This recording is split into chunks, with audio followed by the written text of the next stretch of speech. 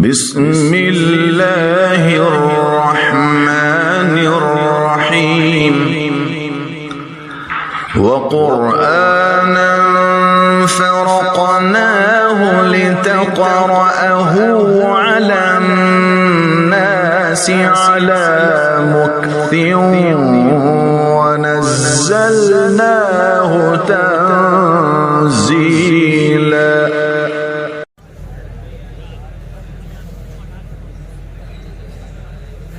ایک بار اللہ تبارک و تعالی شکریہ کے جذبات کے ساتھ بارگاہ رسالت میں درود پاک پڑھیں. اللہم صلی علی محمد وعلی آل محمد کما صلیت علی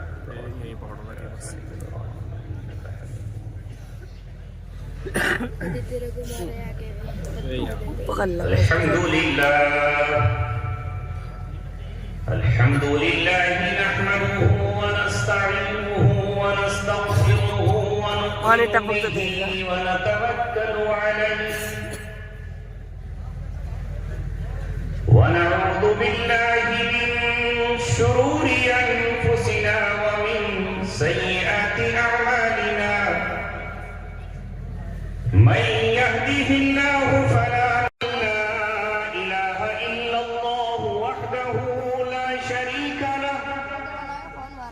ونشهد أن سيدنا وسندنا وشفيعنا وطبيبنا ومولانا محمدا عبده ورسوله وصلى الله عليه وعلى آله وصحبه وسلم تسليما كثيرا كثيرا.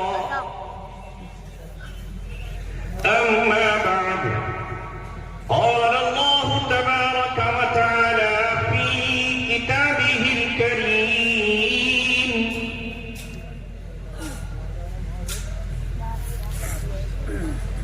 إن تتولوا يستبدل قوما غيركم ثم لا يكونوا أمثالكم. قال رسول الله صلى الله عليه وسلم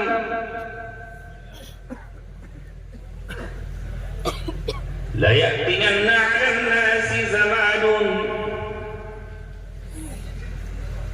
لا يبقى من الإسلام إلا اسمه ولا يبقى من القرآن إلا رسمه.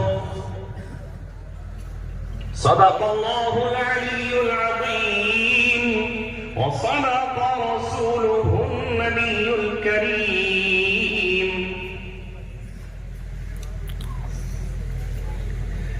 کبھی اے نوجوان مسلم تدبر بھی کیا تو نے؟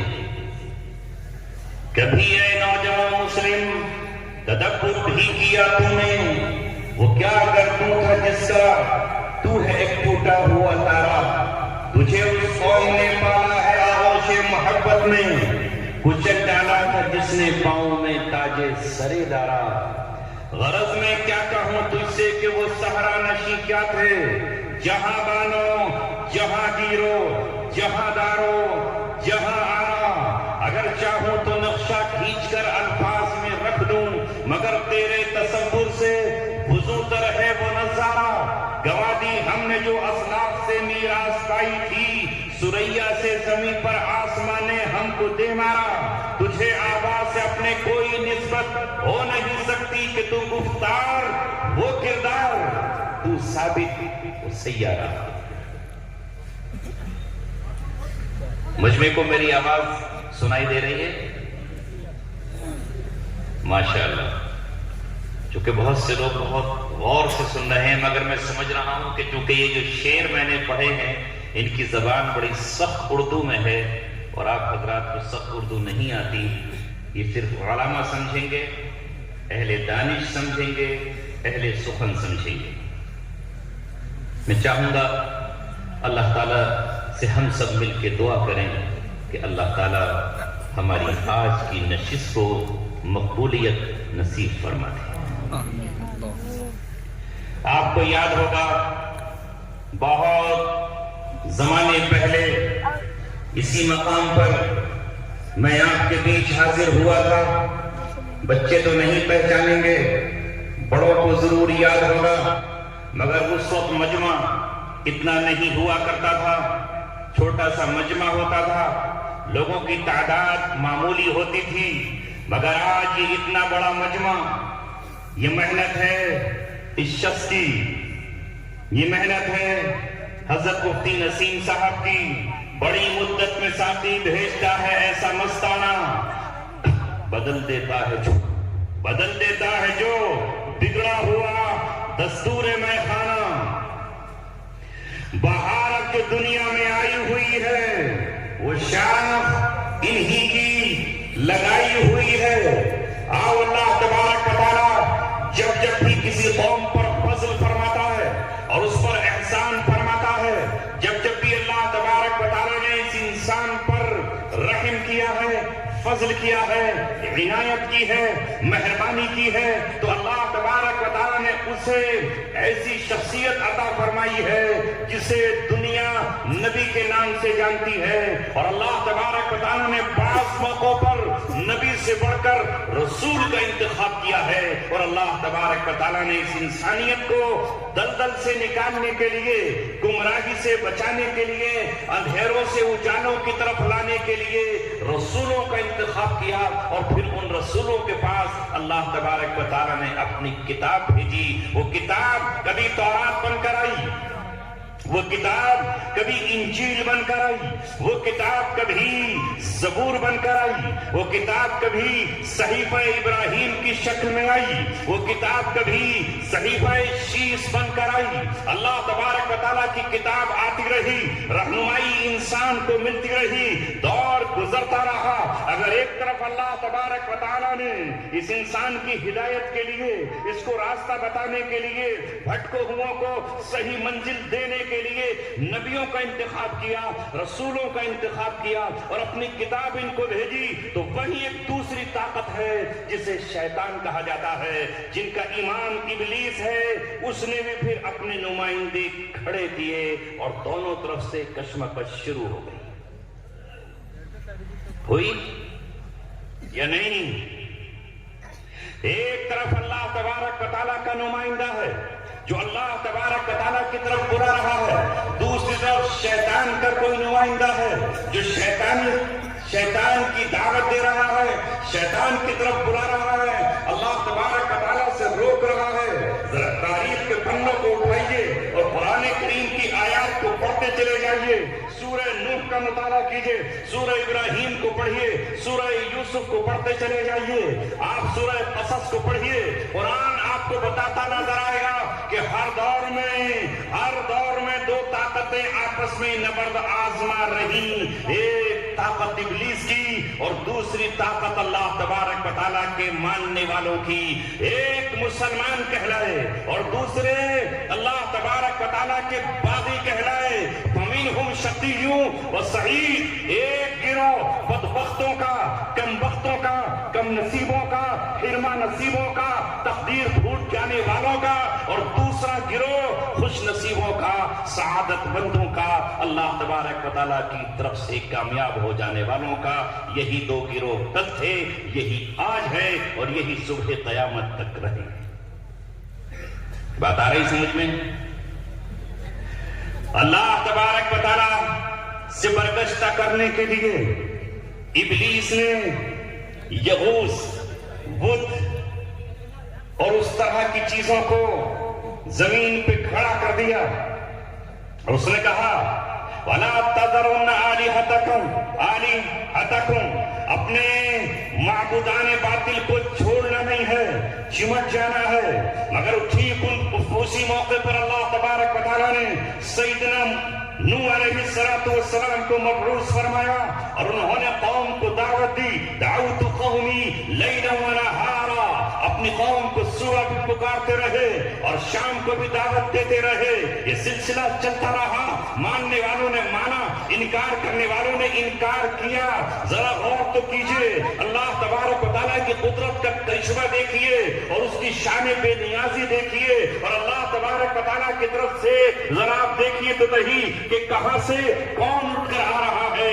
خوش نصیب کمزور آ رہے ہیں، اور نوح علیہ السلام کا بیٹا اپنا نام بدبختوں میں لکھوا رہا ہے، ان کی بیوی اپنا نام کم بختوں میں لکھوا رہی ہے، وہ حضرت نوح پر ایمان نہیں لاتی، مگر جب اللہ تبارک و تعالیٰ اپنے دشمنوں کو ہلاک کرنے کی تیاریاں فرماتا ہے اور نوح علیہ السلام کشتی بناتے ہیں تو بیوی ان کی مار دی جاتی ہے، ڈوبتی ہے پانی میں، اس لیے کہ شوہر کے ساتھ کشتی میں نہیں بیٹھی، قوم کے ساتھ کھڑی تھی، قوم کے ساتھ کھڑی تھی، اور ان کا بیٹا کشتی میں نہیں بیٹھا، وہ بھی اپنی قوم کے ساتھ کھڑا تھا، آئی موج اور بیٹے کو ڈبا کر لے گئی۔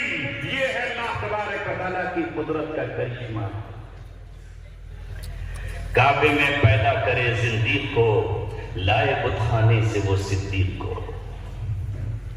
کعبے میں پیدا کرے زندیق کو، لکھا ہے علماء نے کہ ابو لہب کی ماں طواف کر رہی تھی خانہ کعبہ کا، کہ وہ خانہ کعبہ میں پیدا ہوا مگر زندیق رہا، اور ابو بکر صدیق کے والد بت پیشہ کرتے، بتوں کی تجارت کرتے، بتوں کی پرستش کرتے، مگر ان کا بیٹا موحد اعظم بن گیا۔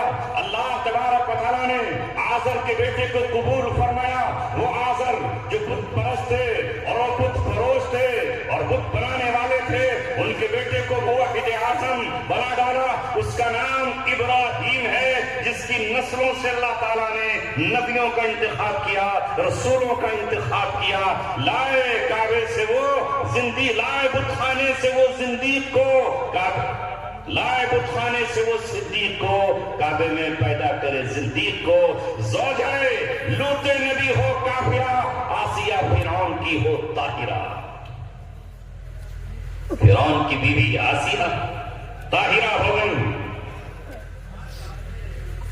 زادہ آزر خلیل اللہ ہو اور بیٹا نوح کا کنعان۔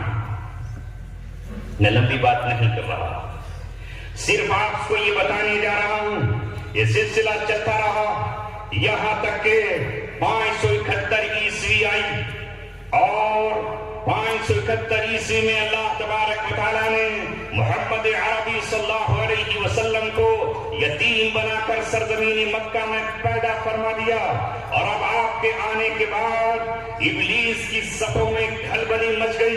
ابلیس اپنے بال نوچنے لگا، اپنا ماتھا پیٹنے لگا، گریبان چاک کرنے لگا، رونے لگا، سر پہ دھول ڈالنے لگا۔ یہ کون آ گیا؟ یہ کون آ گیا؟ اب تک تمہیں علاقے وائی تیاری کر رہا تھا۔ موسیٰ علیہ السلام مصر میں آئے اور بیت المقدس کے اطراف میں رہ کر چلے گئے۔ حضرت عیسیٰ علیہ السلام صرف بنی اسرائیل کے لیے آئے اور ان کو سمجھاتے سمجھاتے اب قوم کو آسمان پر اٹھا لیے گئے۔ یہ کون آیا ہے؟ یہ کون آیا کہ بجھ گئی لو شمع محفل کی، پتنگوں کی طرح جلنے لگی چنگاریاں دل کی۔ یہ کون آیا؟ اِنَّا کَافَةً لِلنَّاسِ بَشِيرًا وَنَذِيرًا۔ اللہ نے فرمایا کہ ہم نے آپ کو تمام انسانیت کے لیے بھیجا ہے، گوروں کے لیے، کالوں کے لیے، عربوں کے لیے، اجمیوں کے لیے، سیاہ کے لیے، سفید کے لیے، اب کے لیے، بات کے لیے، صبح قیامت تک کے لیے ہم نے آپ کو رہبر و رہنما بنا دیا ہے۔ آپ بدر الدجا ہیں، آپ قمر العلا ہیں، آپ شمس الورا ہیں۔ لہذا اے لوگوں، محمد رسول اللہ کے آنے کے بعد وہ پوری کائنات کے رسول بنا دی۔ ان کو جو قرآن ملا، آپ اس قرآن کی قیمت کو تم جان لیتے، اس قرآن کو ہم پہچان لیتے۔ یہ اللہ تبارک و تعالیٰ کا ربانی دستور ہے، یہ اللہ تبارک و تعالیٰ کا بھیجا ہوا اصول ہے۔ اس قرآن کے مطابق اب انسانیت کو زندگی گزارنا ہے۔ پیدا ہونے سے لے کر کے مرنے تک کے تمام اصول ضوابط بتا دیے گئے۔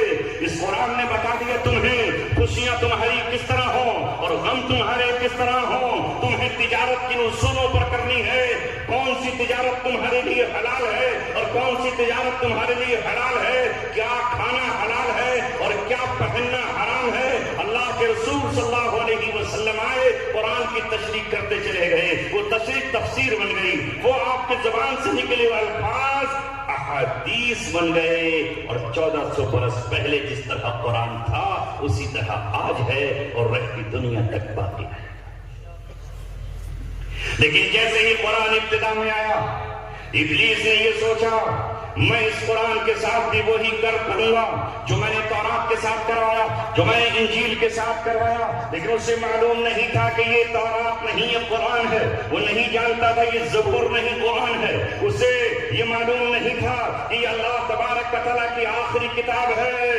اس کتاب میں نہ کوئی تبدیلی ہو سکتی ہے، نہ کوئی تحریف ہو سکتی ہے، نہ کوئی تغیر ہو سکتا ہے، نہ کوئی تبدل ہو سکتا ہے. یہ قرآن پڑھا جاتا رہے گا. یہ جس طرح پڑھ ہوا قرآن مجید بھی لوح محفوظ، جس طرح یہ لوح محفوظ میں محفوظ ہے، اسی طرح جبریل کے سینے میں محفوظ ہے. یہ محمد رسول اللہ کے سینے میں محفوظ ہے. وہاں سے صحابہ کے سینوں میں، صحابہ کے دلوں میں، صحابہ کے دماغ میں محفوظ ہوا. یہ صحابہ نے اس کو محفوظ کیا، پھر تابعین آئے، انہوں نے حفاظت کی، پھر تبع تابعین آئے، انہوں نے حفاظت کی. یہ سلسلہ چلتا رہا. حکومتیں آئیں اور بدلتی رہی، حکومتیں آئیں اور گرتی رہی، لوگ بدلتے رہے. کبھی حکومت بنو امیہ کی ہے، بنو امیہ کی حکومت گئی تو بنو عباس کی حکومت آئی، بنو عباس کی گئی تو عثمانیوں کی آئی، عثمانیوں کی گئی تو انگریزوں کی حکومت آئی. اور انگریزوں نے پھر یہ سمجھا ابلیس کا چیلا بن کر کہ ہم قرآن مقدس اور اس کی قوم کے ماننے والوں کو صلیب کی چوکھٹ پر جھلا دیں گے. لیکن انہیں معلوم نہیں تھا یہ اللہ تبارک و تعالیٰ کا کلام ہے جو اس سے جڑ جائے گا، جو اس سے چمٹ جائے گا. اللہ تبارک و تعالیٰ اس کی بھی حفاظت کا انتظام کروائے. آپ کے پاس وہ قرآن ہے جو اللہ کا کلام ہے. اللہ کی ذات کو فنا ہے، بولو نہیں ہے نا. اللہ حی قیوم لا یموت ہے، اسے موت نہیں آئے گی، اس پہ زوال نہیں آئے گا، اللہ کی ذات کا خاتمہ نہیں ہوگا. اسی طرح یاد رکھو آپ بھی اور سارا جہاں اچھی طرح سن لے، یہ قرآن اللہ تبارک و تعالیٰ کا کلام ہے. اس کا بھی خاتمہ نہیں ہوگا، اس کو بھی زوال نہیں ہے، اس کو بھی فنا نہیں ہے. یہ اسی طرح ہے جس طرح اللہ تبارک و تعالیٰ ہے. اے میرے نوجوانوں، اے میرے بزرگوں، اللہ تبارک و تعالیٰ نے آپ کو قرآن مقدس دے کر اور اسی کے ذریعے پھر اعلانات کرائے. آؤ اس قرآن سے پوچھتے ہیں، قرآن بتا ہمارا مقام کیا ہے، ہماری حیثیت کیا ہے، تو ہمیں کیا کہہ کر پکارتا ہے. تو قرآن تمہیں کہتا نظر آئے گا کنتم خیر امتی اخرجت للناس تأمرون بالمعروف وتنہون عن المنکر. اے لوگو، تم روئے زمین کی سب سے بہترین امت ہو، تم سب سے اعلیٰ ہو، تم سب سے افضل ہو. تمہارے مقام کو کوئی نہیں پہنچ سکتا ہے. نہ موسیٰ علیہ السلام کی امت، نہ عیسیٰ علیہ السلام کی امت، نہ سلیمان علیہ السلام کی امت. تم سب سے اعلیٰ، سب سے افضل، سب سے بہترین امت ہو. کیوں؟ اس لیے کہ اللہ تعالیٰ نے تمہیں انسانیت کے نفع کے لیے پیدا کیا. اخرجت للناس، پوری انسانیت تم سے نفع اٹھائے گی، فائدہ اٹھائے گی. تمہیں اس لیے بابا کیا ہے تأمرون بالمعروف، تمہیں اس لیے بھیجا ہے کہ تم اچھائیوں کا حکم کرتے رہو گے، تم اچھائیوں کا آرڈر جاری کرو گے اور برائیوں کے خلاف سینہ سپر ہو جاؤ گے، سیسا پھیلائی ہوئی دیوار بن جاؤ گے. جہاں تم ہو وہاں برائی پنپ نہیں سکتی ہے، جہاں تم ہو وہاں برائیاں جنم نہیں لے سکتی ہیں. تمہارا وجود اسی بات کے لیے بنایا گیا ہے کہ تم برائیوں کو ختم کرنے کے لیے اٹھو. مگر اس برائیوں کو ختم کرنے کے لیے تم پر حالات آ سکتے ہیں. کوئی حکومت تم پر کوڑا برسا سکتی ہے اور کوئی تمہیں ستا سکتا ہے. وَتُؤْمِنُونَ بِاللَّهِ، اس وقت تمہیں اللہ تبارک و تعالیٰ پر ایمان کا مظاہرہ کرنا ہے، یقین کا مظاہرہ کرنا ہے. اے مسلمانوں، ہماری حیثیت وہ نہیں ہے جو عام لوگوں کی ہے، جو عام انسانوں کی ہے. قرآن کے نزول کے بعد اللہ رب العزت نے تمہارے سر پر امامت کا تاج رکھا ہے اور اس اعلان کے ساتھ رکھا ہے. قرآن ہمیں بتا امامت دنیا کا کون ہے، کہ دنیا کی امامت آج پھر بنی اسرائیل کرتے رہیں گے یا کون کرے گا؟ تو قرآن کہتا نظر آئے گا وَكَذَلِكَ جَعَلْنَاكُمْ أُمَّةً وَسَطًا لِتَكُونُوا شُهَدَاءَ عَلَى النَّاسِ وَيَكُونَ الرَّسُولُ عَلَيْكُمْ شَهِيدًا. قرآن کہے گا اور اسی طرح جس طرح ہم نے کعبے کو تمہارا قبلہ بنایا ہے اور ہم نے بیت المقدس سے رخ موڑ کر تمہارا کعبے کی طرف کیا ہے. یہ کعبہ تمہارا قبلہ ہے. جس طرح کعبہ نماز میں تمہارا قبلہ ہے, زندوں کا قبلہ ہے, مردوں کا قبلہ ہے, اسی طرح تم بھی پوری امت کے امام, پیشوا اور مقتدا ہو. تم دوسروں کے پیچھے چلنے نہیں آئے. تم راستہ بتاؤ گے بھٹکو ہوں کو. تم ضالین نہیں ہو جنہیں بھٹکا دیا ہے سینٹ پال نے. تم ان کو بھی راستہ بتاؤ جن پر اللہ تبارک و تعالیٰ کا غضب نازل ہوا ہے. اس بنیاد پر انہوں نے اللہ تبارک و تعالیٰ کی کتاب کو اوپر سے کچھ ڈال دیا ہے, تو تم ان کے نقش قدم پر نہ چلو. دنیا تم سے پوچھے گی کہ تجارت کس طرح کی جائے, تو قرآن کہتا ہے کہ تم مجھے کھولنا اور کھول کر یہ بتانا کہ تجارت سود کے بغیر ہوگی, تجارت جھوٹ کے بغیر ہوگی, تجارت دھوکے کے بغیر ہوگی, اور ہم سچی تجارت کر کے دنیا کو دکھائیں گے. کس طرح, جس طرح محمد صلی اللہ علیہ وسلم نے حضرت خدیجہ کے مال سے پہلا سفر کیا, اتنا نفع کما کر لائے کہ اب تک خدیجہ کو کسی نے اتنا نفع کما کر دیا ہی نہیں تھا. تم تجارت کرنا عثمان غنی کی طرح جو مکے اور مدینے کا تاجر تھا. تم تجارت کرنا عبد الرحمن بن عوف کی طرح جو مکے اور مدینے کا تاجر تھا. اس کی تجارت میں سود کا شائبہ تک نہیں تھا, وہ سود پر لوگوں کا خون نہیں چوستا تھا. اس طرح تمہیں تجارت کرنی ہے اگر تم واقعی مسلمان ہو. تمہیں بے حیائی کا ارتکاب نہیں کرنا. اللہ نے تم سے کہا وَقُلْ لِلْمُؤْمِنِينَ يَغُضُّوا مِنْ أَبْصَارِهِمْ وَيَحْفَظُوا فُرُوجَهُمْ. اے ایمان والو, اپنی نظروں کو نیچا رکھنا, بہنوں کو تاکنا مت, نہ زہریلی نظریں عورتوں پر مت ڈالنا. اس وقت کسی کی لوٹنے کے لیے نہ دل میں ارادے کرنا, نہ اپنی نظروں کو گدلا اور میلا کرنا. اور اسی طرح بہنیں اور عورتیں اور بیٹیاں اور مائیں جو مسلمانوں کی ہیں, وَقُلْ لِلْمُؤْمِنَاتِ يَغْضُضْنَ مِنْ أَبْصَارِهِنَّ وَيَحْفَظْنَ فُرُوجَهُنَّ. وہ اپنی نظروں کو نیچا رکھے, وہ غیر محرموں کو تکے نہیں, وہ غیر محرموں کو چھوئے نہیں, وہ غیر محرموں سے باتیں نہ کریں, اور اپنی شرمگاہوں کی حفاظت کریں. وَلَا يُبْدِينَ زِينَتَهُنَّ, اور وہ اپنی زینت کو ظاہر نہ کریں. وَلَا يَضْرِبْنَ بِأَرْجُلِهِنَّ, اور زمین پر اپنے پیر کو زور سے بھی وہ نہ رکھے. یہ اللہ تبارک و تعالیٰ نے تم کو حکم دیا اس لیے کہ تم دنیا کی امامت کا فریضہ انجام دینے, انتخاب کے طور پر اللہ نے تمہارا انتخاب کر لیا ہے اور تمہیں منتخب فرما دیا. کاش ہم سمجھ پاتے کہ اللہ نے ہمیں کتنی بڑی نعمت عطا فرمائی. اسلام جیسا دین, ایمان جیسی نعمت اور قرآن جیسی کتاب, رسول اللہ جیسا راہبر جن کی سیرت کا ایک ایک پہلو ہمارے لیے رہنمائی کرتا ہے. قرآن کہتا ہے لَقَدْ كَانَ لَكُمْ فِي رَسُولِ اللَّهِ أُسْوَةٌ حَسَنَةٌ. محمد رسول اللہ کی زندگی میں تمہارے لیے بہترین نمونہ موجود ہے.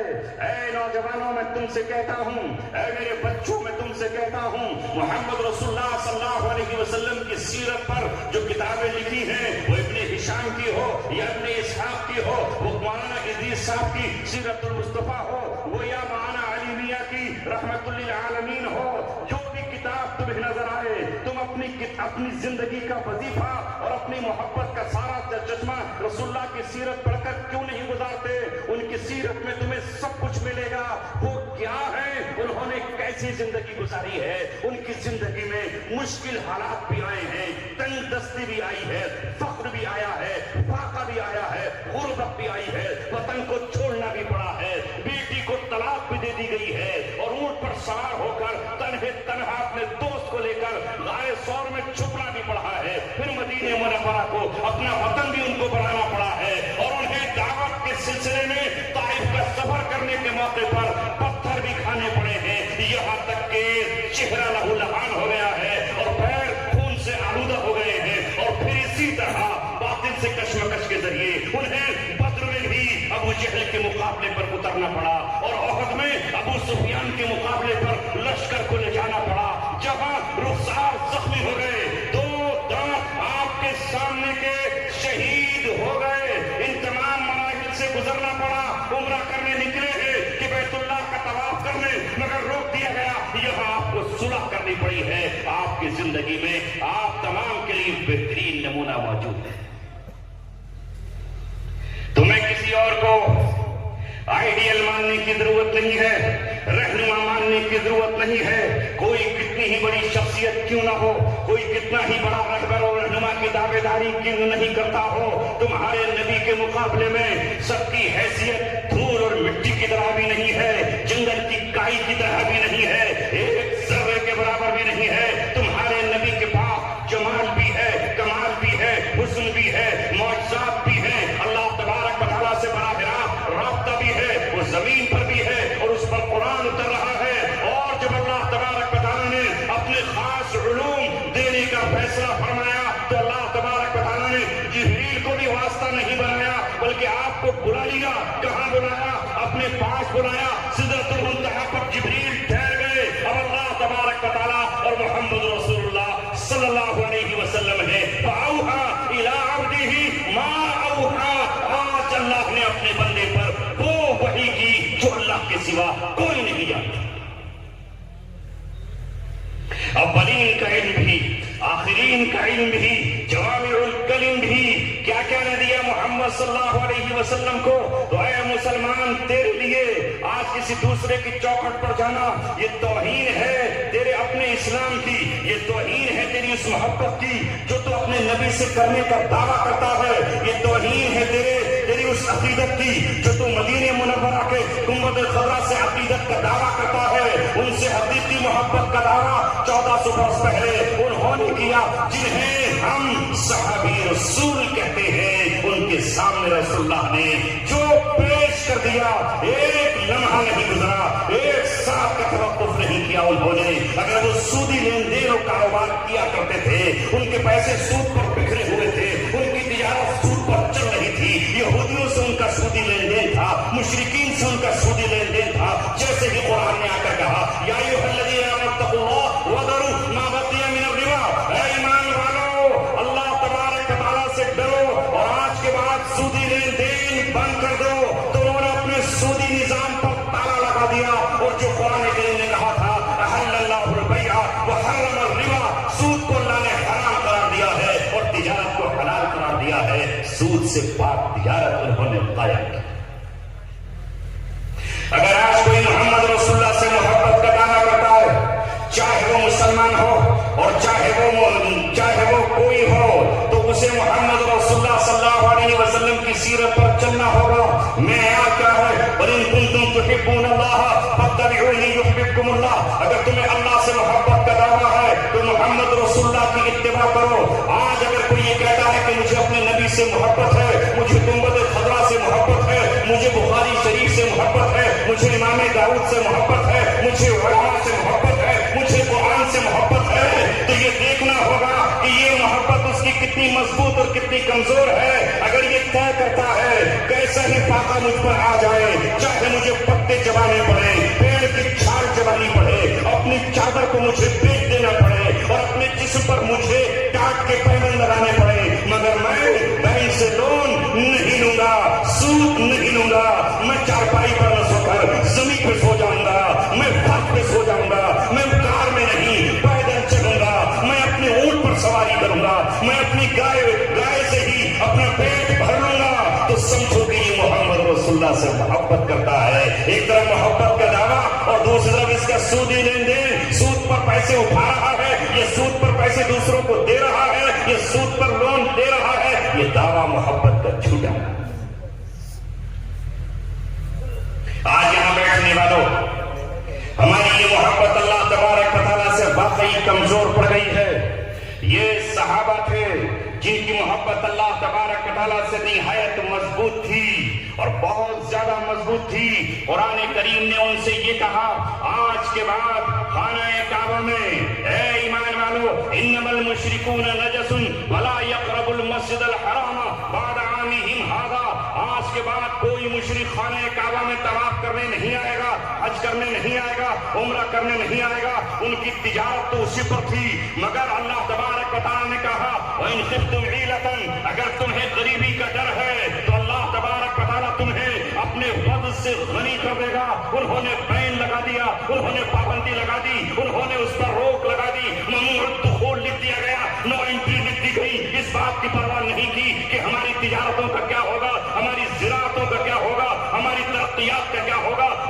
ترقیات کی منزلیں کس طرح طے کریں گے، انہوں نے کوئی پرواہ نہیں کی۔ ایک وہ مسلمان تھے کہ قرآن کے ایک حکم پر انہوں نے اپنی ساری آرزویں قربان کر ڈالی، ساری تمناؤں کو ذبح کر ڈالا، اور یہ آپ کے مسلمان ہیں کہ جو اس آیت کا کھلا مذاق اڑا رہے ہیں، اور تم نے اپنی آنکھوں سے جن کو قرآن نے 1400 برس پہلے بیان کیا تھا، وہ آج اس مقام پر کھیلتے کودتے ناچتے نظر آ رہے ہیں۔ سوچو کس درجے کے ہم مسلمان ہیں۔ اگر ہم مومن اور مسلمان ہیں اور اللہ سے محبت کا واقعی دعویٰ ہے تو پھر ہمارے نکاح پر پتہ چلنا چاہیے کہ یہ محمد کے غلاموں کا نکاح ہے، یہ تقریب محمد رسول اللہ صلی اللہ علیہ وسلم کے دیوانوں کی ہے۔ اگر اس میں ناچ نہ ہو، اگر اس میں باجا نہ ہو، اگر اس میں ڈی جے کی جھنکار نہ ہو، اگر اس میں پھلجھڑیاں اور آتش بازی نہ ہو، اس میں عورتوں کی بے حیائی اور مخلوط کھانا نہ ہو، اس میں اسٹینڈنگ کھانا نہ ہو، دسترخوان بچھا کر کھانا کھایا جا رہا ہو، اور اس طرح لوگ جا رہے ہوں جس طرح شرافت کے پتلے جاتے ہیں اور جس طرح غیرت کے انسان جایا کرتے ہیں، تو واقعی پتہ چلنا چاہیے کہ یہ محمد رسول اللہ صلی اللہ علیہ وسلم کے غلاموں کی مجلس ہے، یہ ان کی تقریب ہے جس میں پٹاخے نہیں ہوں گے، جس میں آتش بازیاں نہیں ہوں گی، جس میں ڈھول نہیں ہوگا، جس میں طبلہ نہیں ہوگا، جس میں بانسری نہیں ہوگی، جس میں ناچنے گانے والیاں نہیں ہوں گی، جس میں ناچنے گانے والے بھنڈیرے نہیں ہوں گے، زنخے نہیں ہوں گے۔ اور نکاح کہاں ہوگا؟ اللہ کے گھر مسجد میں ہوگا۔ نکاح مسجد میں پڑھانے والا یہ محمد رسول اللہ سے محبت کرتا ہے، اور منڈھا نہ ہو، رسم نہ ہو، چھٹی نہ ہو، اور مہندی نہ ہو، اور اس میں ہلدی نہ ہو، یہ تمام رسمیں چھوڑنے والا سنت کے مطابق اگر اپنے بیٹے یا اپنی بیٹی کا نکاح کرتا ہے تو سمجھیے کہ یہ واقعی میں مسلمان ہے، ورنہ اسلام کا دعویٰ محض جھوٹا ہے۔ کیا ہے ہماری مجلسیں؟ کیا ہمارے نکاح ہے اس طرح؟ اگر نہیں ہے تو آؤ سنت کے مطابق بناؤ، تمہیں کسی کی پرواہ نہیں ہونا چاہیے۔ صحابہ جن کو قرآن کریم نے کہا رضی اللہ عنہم ورضوا عنہ، اللہ ان سے راضی ہے، یہ اللہ سے راضی ہے۔ قرآن نے کہیں ان کے بارے میں کہا اولئک هم الراشدون، یہ راہ حق پر ہیں، بالکل یہ ہدایت پر ہیں۔ کہیں کہا اولئک هم المهتدون، یہ ہدایت یافتہ ہیں۔ کہیں کہا اولئک هم الفائزون، یہ کامیاب ہیں۔ کہیں کہا اولئک هم المفلحون، یہ بالکل کامیاب ہے۔ کیوں کہا؟ اس لیے کہ انہوں نے اپنی تمام خواہشوں کو رسول اللہ کی چوکھٹ پر لا کے قربان اور ذبح کر دیا، اور ہماری خواہشیں کے مقابلے میں ہم سنتوں کو قدم قدم پر ذبح کر دیں۔ اور کیا کہتے ہیں؟ ہمیں محبت ہے، ہمیں محبت ہے سرکار سے، ہمیں محبت ہے گنبد خضرا سے، ہمیں محبت ہے مدینہ منورہ سے۔ محبت کرنے والا اپنے رہبر کی بات مانتا ہے، لہذا آج سے 1450 برس پہلے میرے عزیزوں تمہیں اللہ تبارک و تعالیٰ نے قرآن دیا ہے۔ اس قرآن میں سب کچھ لکھا ہے، تمام فیصلے اس میں لکھے ہیں، اس میں سارا نظام تمہیں بنا کر دیا گیا ہے۔ نکاح کا نظام ہو، یہ طلاق کا نظام ہو، خلا کا نظام ہو، یہ بچوں کو دودھ پینے اور پلانے کا نظام ہو، دودھ کے چھڑانے اور اس کی اجرتوں کا نظام ہو، عدت کا نظام ہو، طلاق کا نظام ہو، اللہ تبارک و تعالیٰ نے سب کچھ تمہیں بنا کر دیا ہے۔ لہذا تمہیں کسی اور طرف جانے کی ضرورت نہیں ہے۔ اللہ کے فضل سے تم وہ گروہ ہو جو ابتدائے دن سے نبیوں کا ساتھ دیتا چلا آ رہا ہے۔ تمہیں نبیوں کے ساتھ رہنا ہے، تمہیں صحابہ کے نقش قدم پر چلنا ہے، تمہیں ائمہ مجتہدین کی بات ماننا ہے۔ اگر جنت کی طلب ہے تو پھر قربانیوں کے لیے بھی تیار بنو۔ ایسے ہی چلے جائیں گے جنت میں؟ یہ نہیں چلے گا کہ ایک ہاتھ میں ابلیس کا پرچم بھی اور دوسرے ہاتھ میں اسلام کا جھنڈا بھی، ایک ہاتھ میں بانسری بھی اور دوسرے ہاتھ میں قرآن بھی، یہ نہیں چلے گا۔ اللہ تبارک و تعالیٰ نے ایک آیت اتاری، اور یہ آیت کب اتری؟ جب حضرت بلال کو زمین پر گردن میں رسی ڈال کر گھسیٹا جا رہا ہے، جب ان کو تپتی ہوئی ریت پہ لٹا کر ان پر پانی کے دروازے بند کر دیے گئے ہیں، زبان چٹک رہی ہے پیاس سے مگر پانی کے قطرے میسر نہیں ہیں، جب حضرت خباب کو آپ کے انداروں پر لٹایا جا رہا ہے، آپ بجھانے والا کوئی نہیں اور ان کی حمایت کرنے والا بھی کوئی نہیں، ان کی تائید کرنے والا بھی کوئی نہیں۔ یہ امتحان ہے، اس لیے کہ جو جس کا اونچا مقام ہے اس کا امتحان بھی اسی طرح ہوتا ہے۔ یاد رکھو، اگر آپ کے پاس ایمان ہے تو امتحان ضرور ہوگا، اگر آپ کے پاس ایمان نہیں ہے تو امتحان نہیں ہوگا۔ امتحان اسی جگہ اسی کا ہوگا جس کے پاس جتنا ایمان ہے۔ الانبیاء ان اشد الناس بلاء الانبیاء، انبیاء کا سب سے سخت امتحان ہوتا ہے۔ انبیاء کرام آگ کے شعلوں میں ڈالے جاتے ہیں، کسی کا امتحان آگ کے شعلوں میں ڈال کر لیا جا رہا ہے، اور کسی کا امتحان مصر میں فرعون کے سفاکیت اور اس کی جلادیت کے دور میں پیدا کر کے لیا جا رہا ہے، کسی کا امتحان وطن چھڑا کر لیا جا رہا ہے، اور کسی کا امتحان حضرت اسماعیل کی طرح گلے پر چھری چلا کر لیا جا رہا ہے، کسی کا امتحان میدان کربلا میں خنجر، نیزوں اور تلواروں کی جھنکار میں اپنی اولاد اور اپنے بچوں کے درمیان لیا جا رہا ہے۔ یہ کون ہے؟ یہ خانوادہ حسین ہے، یہ خانوادہ علی ہے، یہ نبوت کا گھرانہ ہے جس کے 72-73 افراد یہاں پر موجود ہیں۔ سامنے غیر نہیں ہے، یہود و نصارہ نہیں ہے، مشرکین و کفار نہیں ہے، یہاں اپنے ہی ہیں، اپنوں ہی کے سامنے کھڑے ہیں، اور یہاں امتحان دینا ہے۔ کس کو امتحان دینا پڑ رہا ہے؟ علی اکبر کا امتحان ہے، علی اصغر کا امتحان ہے، زین العابدین کا امتحان ہے، سکینہ کا امتحان ہے، حضرت حسین کا امتحان ہے، حضرت علی کے نواسوں کے پیٹ پوتوں کا امتحان ہے۔ یہ امتحان دینا پڑا کربلا کی سرزمین پر، اس لیے کسی نے کہا ہے اے کربلا کی خاک اس احسان کو نہ بھول، اے کربلا کی خاک اس احسان کو نہ بھول، تڑپی ہے تجھ پہ لاشیں جگر گوشہ بطول، اسلام کے لہو سے تیری پیاس بجھ گئی، سیراب کر گیا تجھے خونے لگے رسول۔ تم ہنستے ہو، کسی کا امتحان ہوتا ہے، اچھا ہوا اس کے ساتھ یہ ہوا، دوسرے کے امتحان پہ ہنستے ہو اور اپنی بدنصیبی پر خوشیاں مناتے ہو، مت ہنسا کرو۔ امتحان اہل اللہ کا بھی ہوتا ہے، امتحان رسول اللہ کا بھی ہوا ہے، امتحان خلیل اللہ کا بھی ہوا ہے، امتحان موسیٰ کلیم اللہ کا ہوا ہے، امتحان حضرت عیسیٰ روح اللہ کا ہوا ہے۔ کون کہتا ہے کہ امتحان نہیں ہوتا؟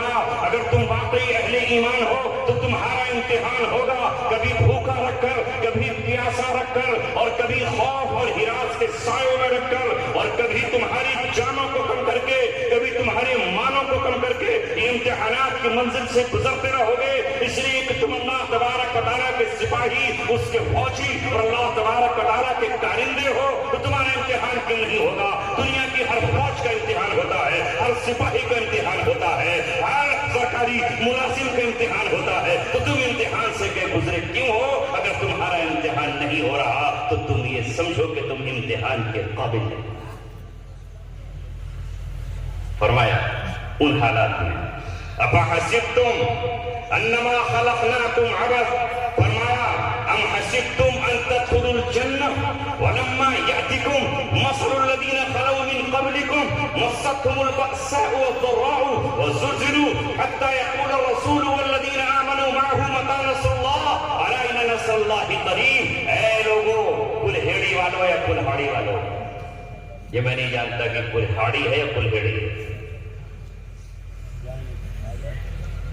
کمپیوٹر تو کلہاڑی کہتا ہے، خیر جو بھی نام ہو، کلہاڑی یا کلہیڑی، ڈبھیڑی یا بسیڑی، لیکن اللہ کہہ رہا ہے تم سے ہم حسبتم ان تدخلوا الجنہ، جنت میں یوں ہی داخل ہو جاؤ گے، ابھی تو تم پر وہ حالات آئے ہی نہیں جو تم سے پہلوں پر حالات آئے ہیں۔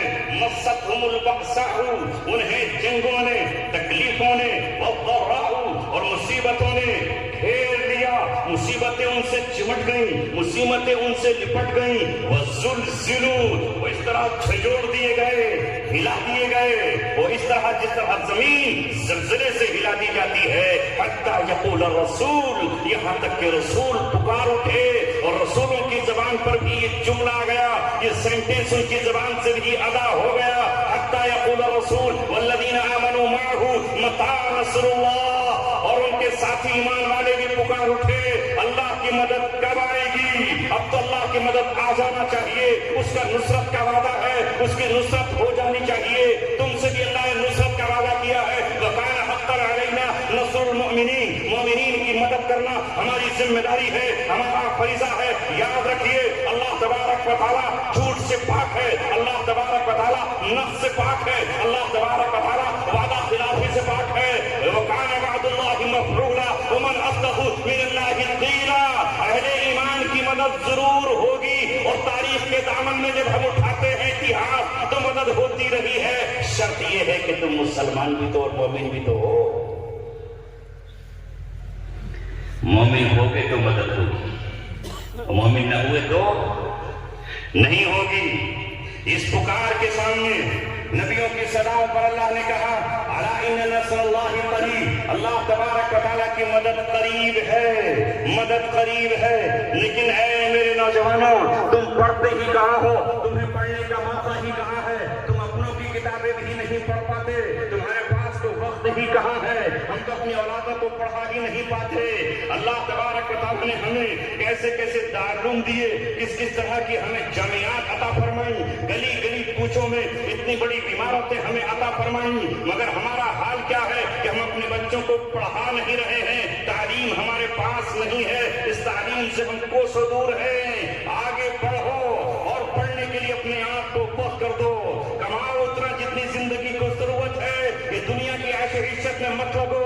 ایک مالا بلڈنگ، دوسری منزلہ، تیسری منزلہ، قارون بننے کی کوشش نہ کرے ہم میں سے کوئی، فرعون جیسا بادشاہ بننے کی کوشش نہ کرے، فرعون کے انجام سے عبرت لے، قارون کے زمین میں دھسائے جانے سے سبق حاصل کرے۔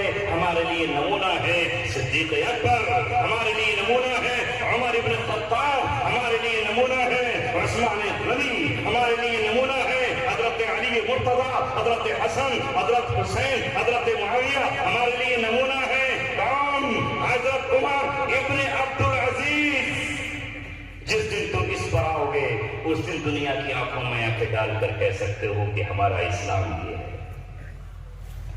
جب میرا ہی نوجوان شراب کے جام اپنے ہاتھوں میں اٹھائے ہوئے ہو، وسکی منہ سے لگائے ہوئے ہو، برانڈی پی رہا ہو، چرس کھا رہا ہو اور گانجا سونت رہا ہو اور سلفا پی رہا ہو، جب ہمارا ہی نوجوان بیڑیاں پیتا ہو، سگریٹ میں نشاور گولیاں رکھتا ہو، تو ہم کس کو جا کر یہ کہیں کہ شراب مت پیو؟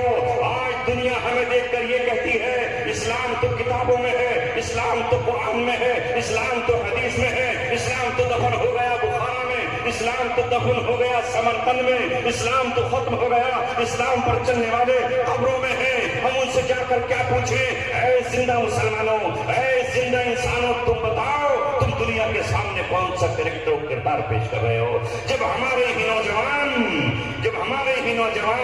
تبلے کی تھاپ پر ناچتے نظر آئے، ڈی جے پر جھومتے نظر آئے اور اپنی ہی بہن بیٹیوں کو تکتے نظر آئے، اور بیٹیاں بھی پوری لباس میں ان نوجوانوں کے سامنے کھڑی نظر آئے، اور ہم مسجد کے امام ہو کر بھی کچھ نہ کہہ سکیں، اور ہم ایک داعی اور دعوت کا پیغام دنیا کو دیتے رہے اور پھر بھی ہم اس موقع پر چپ اور خاموش رہ جائے۔ ہمارا ایمان اتنا بھی نہ ہو کہ ہم ان کا بائیکاٹ کر سکے، ہم اس کھانے کو یہ کہہ سکے کہ تمہاری تقریب میں ہم شریک نہیں ہوں گے اس لیے کہ تم نے یہاں میرے نبی کی سنتوں کا جنازہ نکالا ہے، میرے رب کو تم نے غصہ کیا ہے، غضب نہ کیا ہے۔ میں اپنے رب کی رضا کے لیے اس محفل کا بائیکاٹ کرتا ہوں۔ مجھے چٹنی روٹی عزیز ہے، مجھے دال مسور کی عزیز ہے، میں تمہارے مرغے بکرے اور سرائی کو ٹھکراتا ہوں، اپنے منہ تک نہیں لاؤں گا۔ ایمان یہ ہے کہ ہم برائی کی محفلوں میں جاتے وقت ان سے انکار کریں۔ اللہ سے راضی رہو۔ ایک فرمانبردار بیوی جب اس کا شوہر یہ کہتا ہے کہ آج تم اپنے باپ کے یہاں نہیں جاؤ گی، میری رضامندی یہ نہیں ہے، تم آج اپنے بھائی کے رشتے میں بیٹے کے نہیں جاؤ گی، تو وفا شعار سمجھدار بیوی کہتی ہے جو کہ مجھے آپ کے ساتھ رہنا ہے۔ بھائیوں سے ناتا تو اس دن ٹوٹ گیا تھا جس دن میرا نکاح آپ کے ساتھ ہوا تھا، میں نے ایجاب آپ کو کیا ہے اور قبول آپ نے مجھے کیا ہے، لہذا بھائی سے کہہ دیتی ہے مجھے اجازت نہیں دے رہے، میرے رفیق سفر، میرے ہم سفر، میں تمہاری تقریب ترتیب میں نہیں آ سکتی.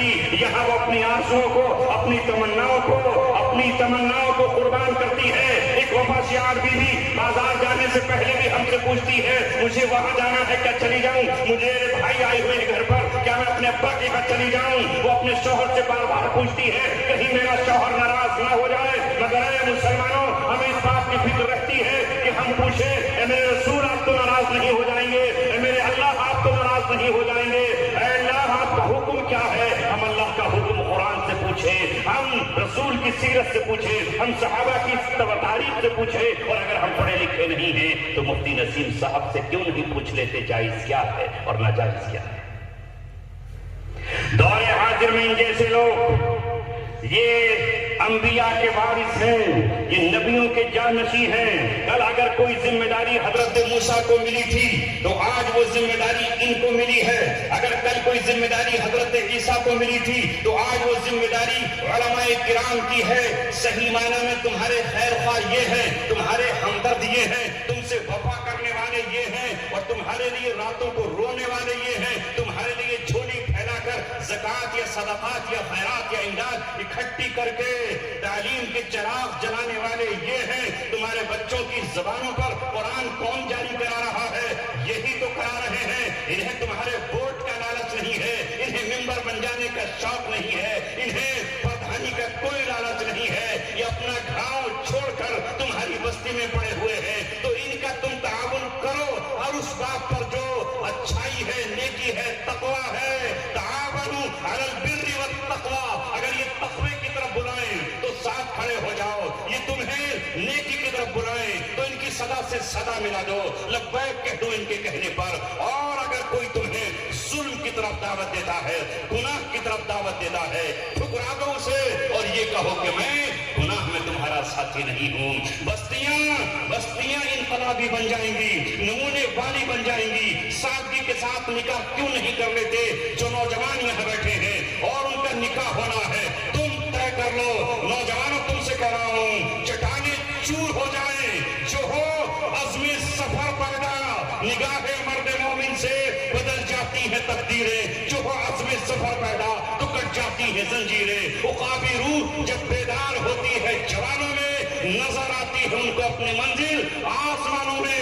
اگر تم نے یہ طے کر لیا مجھے نکاح بن جہیز سے کرنا ہے، مجھے نکاح بن بارات سے کرنا ہے، مجھے نکاح مسجد میں کرنا ہے، یا مجھے نکاح اجتماع میں کرنا ہے، رب دو جہاں کی قسم تمہارے فیصلوں کو کوئی الٹ نہیں سکتا. تم آگے بڑھو، نوجوانوں آگے بڑھو.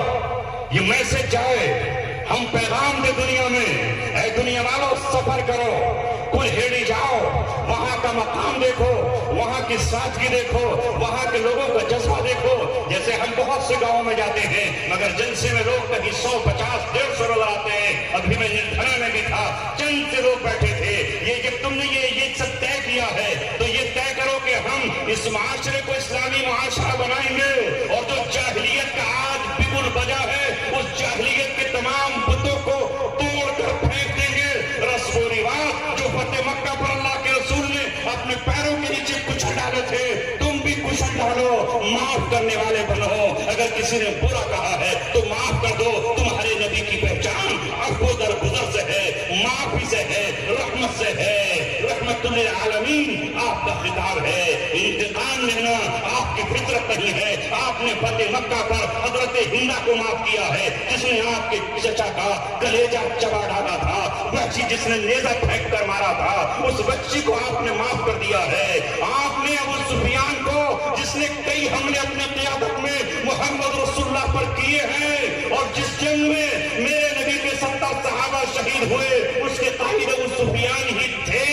جس جنگ میں میرے آقا کے 2 گانٹ ٹوٹے شہید ہوئے اس کی قیادت ابو سفیان کر رہا تھا، اور جس میں آپ کے رخسار سے خون بہا اس کی قیادت بھی ابو سفیان کر رہا تھا. فتح مکہ پر آپ چاہتے تو اسے سولی پر لٹکا دیتے، فتح مکہ پر آپ چاہتے تو اس کے ٹکڑے ٹکڑے کرا دیتے، فتح مکہ پر آپ چاہتے تو اسے جلا کے راکھ کر ڈالتے. میں نے آپ انتظام لے لیا ہے، آپ اس کے 2 دانت توڑ دیتے، آپ اسے رخسار کو پھاڑ دیتے. مگر آپ نے تو یہاں تک کہہ دیا من دخل دار ابی سفیان، جو وہ سفیان کے گھر میں بھی چلا گیا اس سے بھی امن ہے، اس سے بھی بدلہ نہیں. تو ہمارے جذبات کیا ہیں؟ پردھانی میں کسی نے ووٹ نہیں دیا تو 5 سال تک اس سے انتقام لیتے رہیں گے، اس کا کوئی کام آئے گا تو سفارش نہیں کریں گے، اس لیے کہ ہمیں کسی نے یہ برغلہ دیا ہے کہ اس نے ہمیں ووٹ نہیں دیا۔ اگر اس کی دیوار پہ کوئی قبضہ کر رہا ہوگا تو ہم اس کا ساتھ نہیں لیں گے، اگر اس تھانے میں ذلیل کیا جا رہا ہوگا تو ہم رشوت دے کے اور اس کی پٹائی کرائیں گے، اور پھر کہتے ہو کہ ہم مسلمان ہیں، تمہارے نبی نے اپنے خاندان کا خون فتح مکہ پر معاف کیا اور یہ کہا کہ بنو امیہ کی گردن پر زمانہ جاہلیت کا ہمارا ایک خون ہے، میں چاہوں تو آج انتقام لے سکتا ہوں، لیکن میں سب سے پہلے اس خون کو معاف کروں۔ ہے ہمارا دل معاف کرنے کے قابل نہیں ہے، اس دل کو اللہ تبارک و تعالیٰ کے قابل بناؤ۔ اللہ اس دل میں نہیں آتا جس دل میں تکبر ہو، اللہ اس دل میں نہیں آتا جس میں حسد ہو، اللہ اس دل میں نہیں آتا جس میں بغض ہو، اللہ اس دل میں نہیں آتا جس میں غیر اللہ کی محبت موجود ہو۔ صرف اللہ سے محبت، اللہ کو شرکت گوارا نہیں ہے۔ ارے تمہیں بھی تو اپنی بیوی کی طرف سے تم غیرت مند ہو، بیوی کی کسی سے بات کرنا گوارا نہیں، کسی کو فون کرنا گوارا نہیں، کسی کے سامنے بے حجاب آنا تمہیں گوارا نہیں۔ اللہ تو ہم سے لاکھوں کروڑوں ہزاروں اربوں خربوں گنا غیور ہے۔ اللہ تبارک و تعالیٰ کو شرکت کسی طرح گوارا نہیں کہ تم محبت اللہ سے بھی کرو اور شیطان کو بھی دل دیے رہو، یہ نہیں چاہیے۔ محبت ہو تو اللہ سے، اور واقعی تم اللہ تعالیٰ سے محبت کرتے ہو تو اس کی مسجدوں سے محبت کرو، جہاں قرآن پڑھا جاتا ہے ان جگہوں سے محبت کرو، اور جو تمہاری مسجدوں کے امام ہیں تم ان سے محبت کرو۔ کہ دنیا کی دوسری قوموں کو نہیں دیکھتے، عیسائی اپنے ربیوں سے محبت کرتے ہیں، اپنے پوپ سے محبت کرتے ہیں، یہودی اپنے ربیوں سے محبت کرتے ہیں۔ تمہارے وطن میں جو دوسری قومیں ہیں وہ اپنے دھرم گروؤں سے محبت کرتی ہیں، کیا نہیں کرتی ہے؟ کیا ان کو نوازتی نہیں ہے؟ کیا وہ ان کو ہدیے اور تحفے نہیں دیتی؟ کیا وہ ان کو سونے اور چاندی تک نہیں دیتی؟ ایک تم ہو کہ تمہاری دشمنی اپنے امام سے ہے، مدرسوں میں پڑھانے والوں سے ہے، مسجد کے مؤذن سے ہے۔ تم اسے کیا سمجھتے ہو اور کیوں اس کو گھورتے ہو اور کیوں تم اس کے نکالنے کی سازشیں کرتے ہو؟ تم ان علماء کو کیوں نہیں دیکھتے؟ یہ تم سے لیتے کیا ہے؟ ان کی تنخواہیں کیا ہے؟ ان کی معمولی سے وظیفے ہیں۔ خدا کی قسم خون کے آنسو آ جاتے ہیں۔ کوئی کہتا ہے محض 8,000 روپے کی تنخواہ ہے، کوئی کہتا ہے محض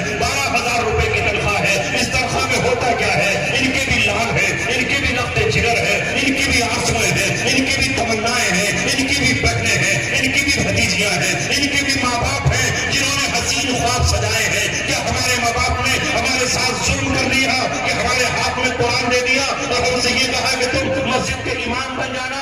اے میری عوام، اے میری قوم، اگر تجھے خدا سے محبت ہے تو اس کے گھر مسجد سے محبت ہے، تجھے بیت اللہ سے محبت ہے، تجھے قرآن سے محبت ہے، تو جزدان سے بھی محبت ہے، اس کے رحل سے بھی محبت ہے، تجھے مسجد کی چٹائیوں سے محبت ہے، مسجد کے فرش سے محبت ہے، مسجد کے لاؤڈ اسپیکر سے محبت ہے، اس کی محراب سے محبت ہے۔ مگر یہ ہوا کیا ہے تجھے کہ امام سے تو محبت کیوں نہیں کرتا؟ مؤذن سے محبت کیوں نہیں کرتا؟ ان قرآن پڑھانے والوں سے محبت کیوں نہیں کرتا؟ یہ تمہیں وہ دے رہے ہیں جو تمہارا کوئی لیڈر تمہیں نہیں دے سکتا ہے۔ روزانہ جو بھی اپنے بچے کو قرآن پڑھنے کے لیے بھیجے، یہ بچہ 4 گھنٹے صبح اور 2 گھنٹے شام اور 2 گھنٹے رات میں جب قرآن پڑھتا ہے تو اندازہ لگائیے وہ ایک آیت کو کتنی بار پڑھے گا، ایک پارے کو کتنی بار پڑھے گا، اور ایک حرف پر 10 نیکیاں ملتی ہیں۔ اگر وہ بسم اللہ الرحمن الرحیم پڑھے تو اس کے لفظ گن لینا، یہ نیکیاں تمہیں بھی مل رہی ہیں، یہ نیکیاں اس کے استاد کو مل رہی ہیں، یہ نیکیاں اس مدرسے میں مال اور پیسہ تھوڑا سا دینے والوں کو مل رہی ہیں۔ یہ تمہاری فیکٹریاں ہیں جو تمہاری آخرت میں کام آئیں گی، جو تمہاری دنیا میں کام آئیں گی۔ عذاب آتا ہے تمہیں تباہ کرنے کے لیے، ان بچوں کی بدولت رک جاتا ہے۔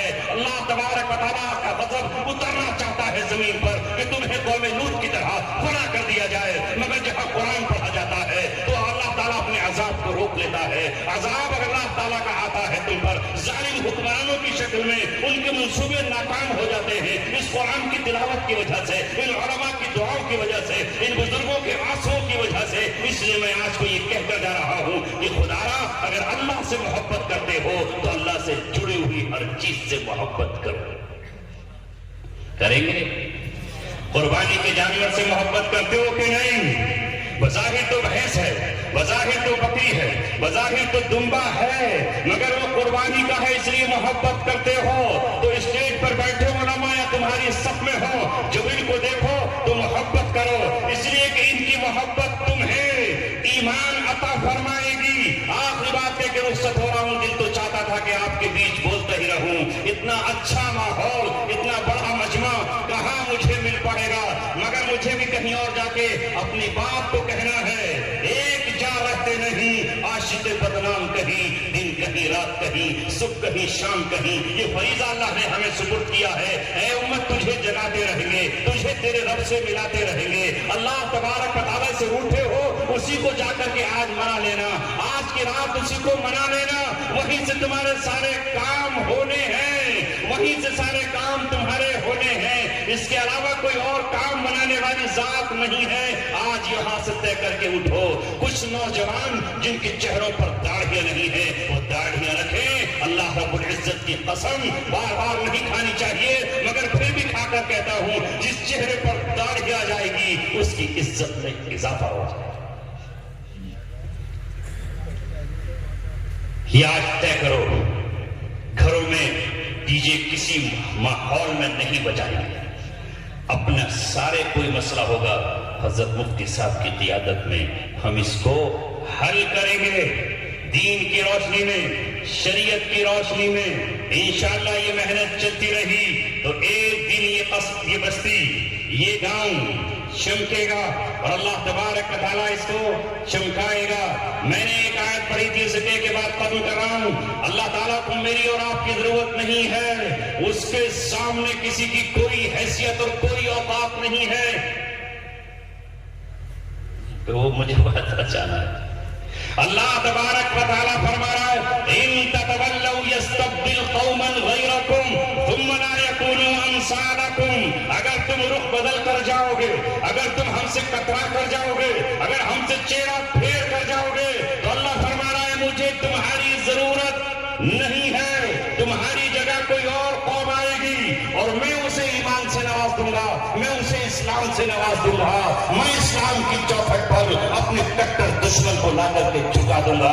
میں اس بات پر قادر ہوں کہ آگ کو پانی بنا دوں اور پانی کو شعلہ جوالا بنا دوں۔ میں اس بات پر قادر ہوں کہ اپنے نبی کے تھوک کو سانپ کے کانٹے کا زہر کا تریاق بنا دوں۔ میں اس بات پر قادر ہوں کہ حضرت عیسیٰ کی پھونک سے اندھوں کو بینا کر دوں اور ان کے ہاتھ لگا دینے سے کوڑیوں کو بالکل صحیح کر دوں۔ میں تمہارا محتاج نہیں ہوں، لیکن اے لوگو، اللہ نے محض اپنی محبت سے تمہیں ایمان دیا ہے، تمہیں اسلام دیا ہے، تمہارا انتخاب ہوا ہے، تمہارے گھروں میں قرآن کا نور چمکا رہا ہے، تمہارے سینوں میں ایمان کی کرنیں ہیں، تمہاری پیشانیوں پر لا الہ الا اللہ کے جلوے ہیں۔ لہذا اس کی ناقدری مت کرو، بالکل مت کرو۔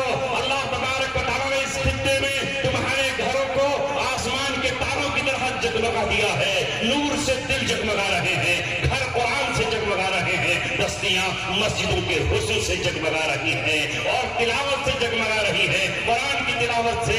تراویح میں، رمضان میں مسجدیں جگمگا رہی ہیں۔ اس نور کی ناقدری مت کریے، اپنے ہاتھوں میں پتھر لے کر اس روشنی کو مٹا مت کیجیے، قدر کیجیے۔ اللہ تبارک و تعالیٰ نے اپنی محبت کے تحفے یہ سب کچھ تمہیں دیا ہے کہ نہیں؟ اور یہ محبت ہی اس کی روکتی ہے کہ وہ ہم پہ عذاب نہ بھیجے، ہمیں ذلیل نہ ہونے دے، ہمیں رسوا نہ ہونے دے۔ وہی انتخاب کرتا ہے کہ اللہ تبارک و تعالیٰ نے کسی خطے میں حضرت لوط کو بھیجا بے حیا قوم کو بتانے کے لیے، ڈرانے کے لیے، کہیں حضرت موسیٰ کو بھیجا فرعون کو راہ راست پر لانے کے لیے، کہیں حضرت سلیمان کو بھیجا بلقیس کو نغمہ حق سنانے کے لیے۔ اسی طرح اللہ تبارک و تعالیٰ ہماری بستیوں پر جب فضل فرماتا ہے اور ہمارے کسی کا کوئی عمل قبول ہو جاتا ہے تو اللہ تبارک و تعالیٰ کسی ایسی شخصیت کو بھیجتا ہے جس کے دل میں اللہ تبارک و تعالیٰ کی محبت کا چراغ روشن ہوتا ہے اور وہ تمہیں مجتمع کرتا ہے۔ میں سنتا رہا ہوں پیچھے، لیکن آج میں نے اپنی آنکھوں سے دیکھ لیا ہے کہ اللہ تبارک و تعالیٰ نے تمہارے یہاں مفتی نسیم صاحب کو بھیجا ہے، اور نسیم کہتے ہیں صبح کی سہانا ہوا کو یوسف تیری مہربانی، ان کی قدر کیجئے۔